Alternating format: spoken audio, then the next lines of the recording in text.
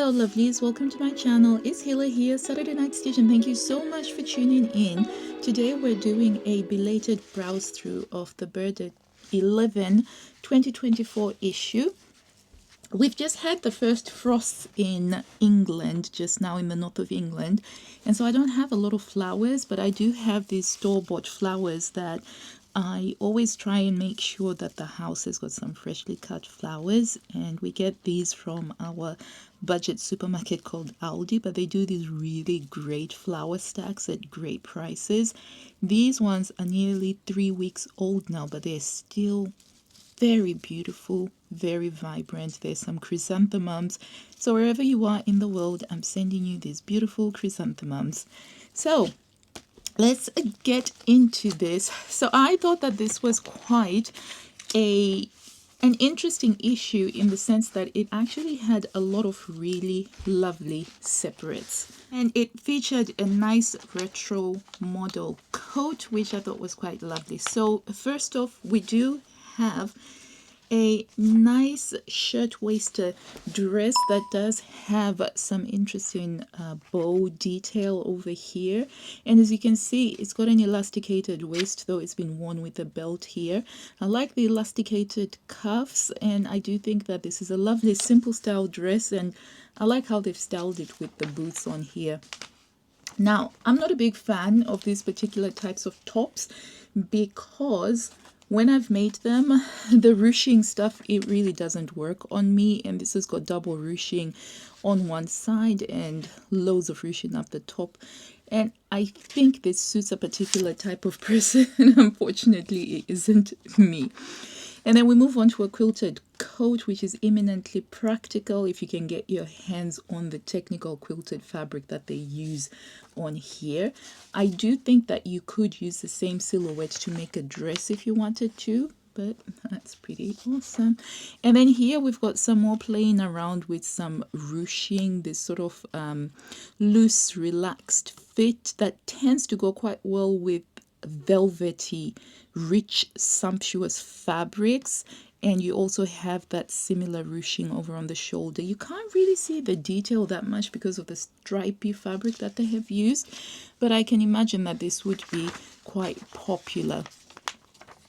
Oh, and then this top, it's sort of a very 1950s Balenciaga silhouette style because it has that cocoony look, the rounded turtle look that I always associate with the typical Balenciaga look. And it's got a, interestingly, despite the fact that it has this really deep V-neck over here, it has a zipper at the back, which makes me wonder why, because it looks so deep enough here, it could easily be a pullover, but it's got a zipper at the back. But that was just something that I noted, and I just thought, interesting. And then we've got asymmetrical front trousers, which, yeah, I'm not a big fan of. Just put that over there. It looks like something has gone wrong, personally. And the shiny fabric that they used, I think, doesn't quite work for it. And then we've got the blazers. Oh my gosh, the blazers. I've been seeing a blazer in almost every issue now, I think, for the last 24 months. I may be suffering a little bit from blazer fatigue. How about you guys? Are you getting some blazer fatigue as well? Okay, and then we move on to a blouse that's very similar to one from, I think it was 2019 or 2020. And I liked this pattern. I traced it out. However, the difference was it didn't have this crescent opening here, this peekaboo opening here. It was exactly the same as that, and it just didn't have this thing. And I still quite like the style, and I'm just reminded of the fact that I do want to make that. The next thing is these banana style trousers that I think are really lovely for soft gamine principles because they're tapered at the ankle and they are fitted at the waist. There's a lot of extraneous detailing going on here, so I do think that this is not necessarily a good idea, the way that they've done this, because it shortens the leg. It sort of takes away from the elongation that you get over here. but that's my only tiny complaint about it. But otherwise, I do think that these two were sort of solid patterns if you take away the peekaboo on the top. And then we have the trench coat, ubiquitous trench coat. This one has raglan sleeves, lovely deep welt pockets, very simplified and very simplistic in nature because it doesn't have the double breast that we normally associate, and it doesn't have the gun flap that we normally associate with trench coats. So I think that this is quite interesting if you can find the right fabric for it. So my biggest issue is I would love to make a trench coat, but I just haven't yet found just the right fabric for making a trench coat in. I do have a vintage one that I picked up at auction though, and that's quite nice. It was made in the United Kingdom. I'll probably do a video showing you about that one. But anyway, moving on, we've got a lovely raincoat style jacket, swinging 60s style, and it's been made in what looks like a gabardine. Also recommended fabric is a corduroy. I think waxed cotton or waxed canvas would probably go better with it.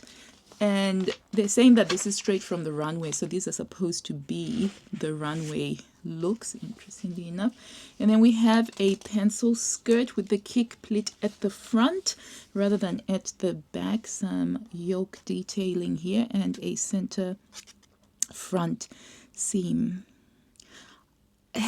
It's always going to look like it's worn backwards for me, particularly when you do the kick pleat like this. Yeah, I'm not plussed by that one. Okay, and then we've got another one of those Balenciaga style tops that sort of cocoon into the waist, although the silhouette on the model looks a little bit different to the line drawing itself. It's got a zipper at the back. Doesn't look very comfortable. It's been made in imitation leather. That doesn't look too comfortable at all.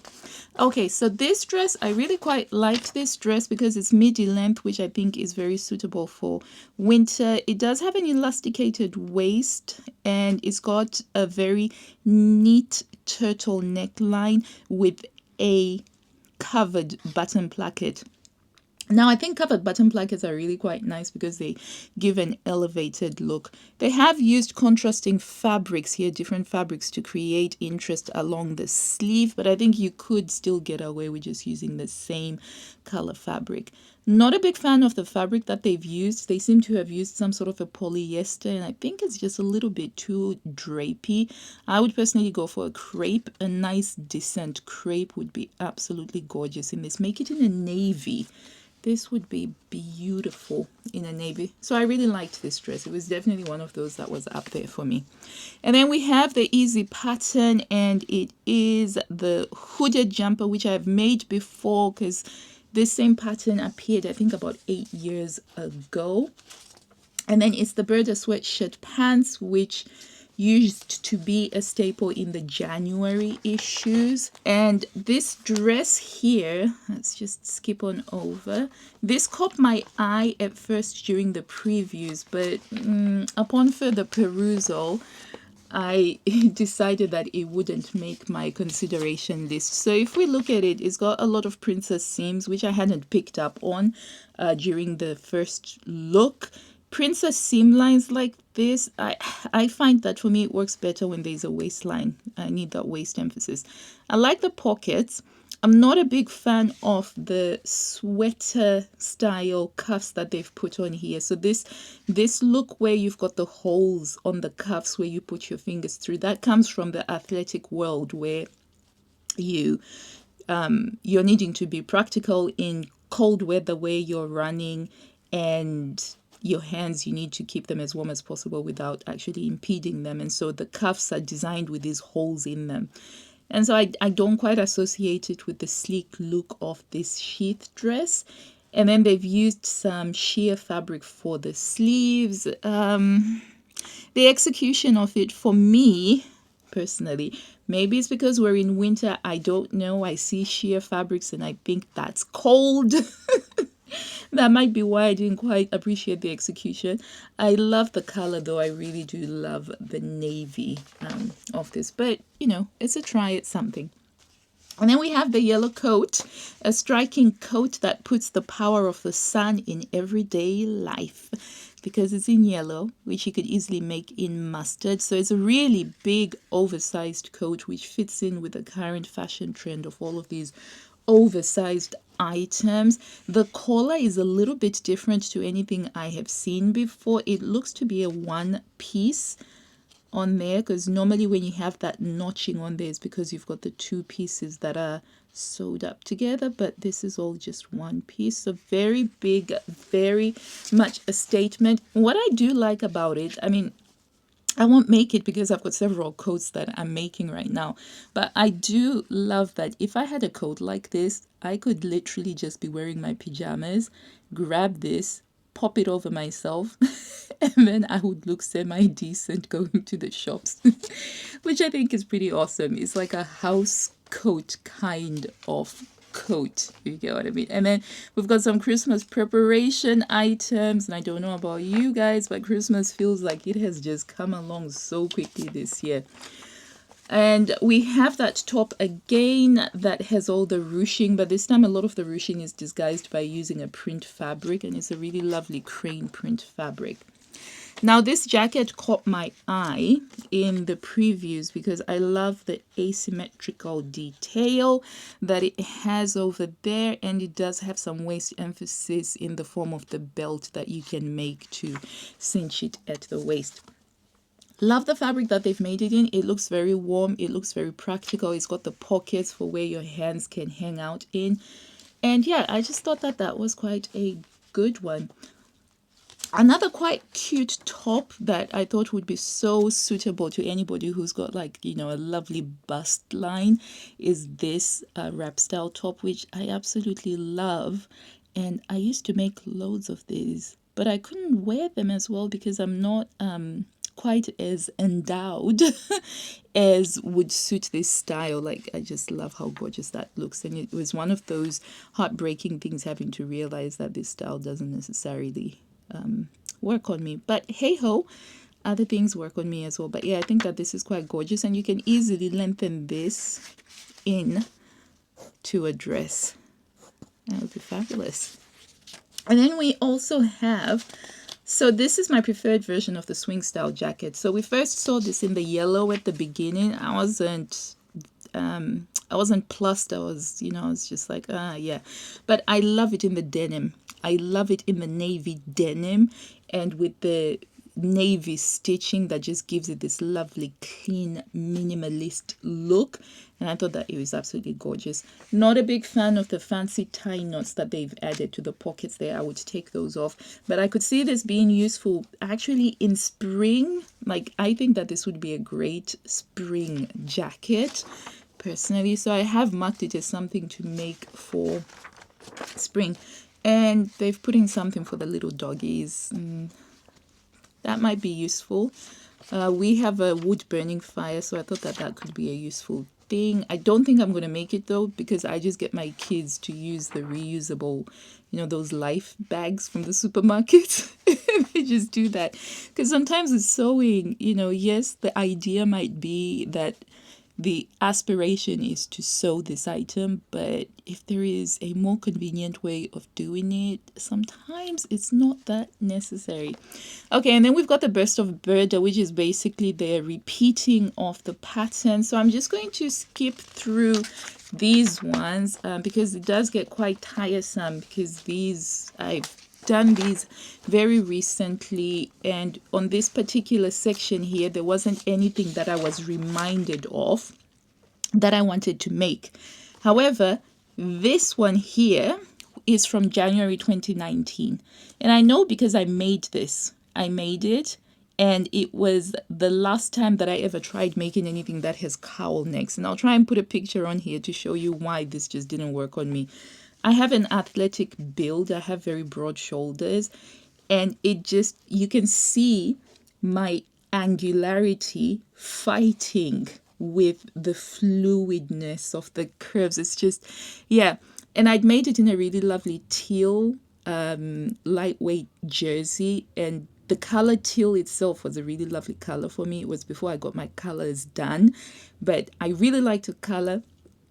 I never got to wear the top beyond 2 times. I only wore it twice because after I washed it, trying to iron the fabric so that it got back to a smooth silky, it was just, anyway, I frogged it, and I never since tried to make anything with cowls again.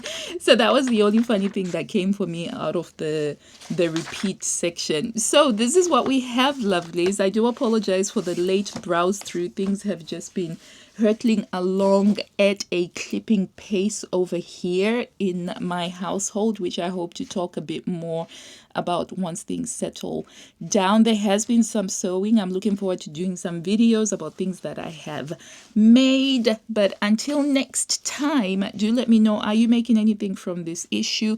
Have you made anything from the repeat patterns in this issue? And I'll see you in the comments box down below. Until then, happy sewing. Bye.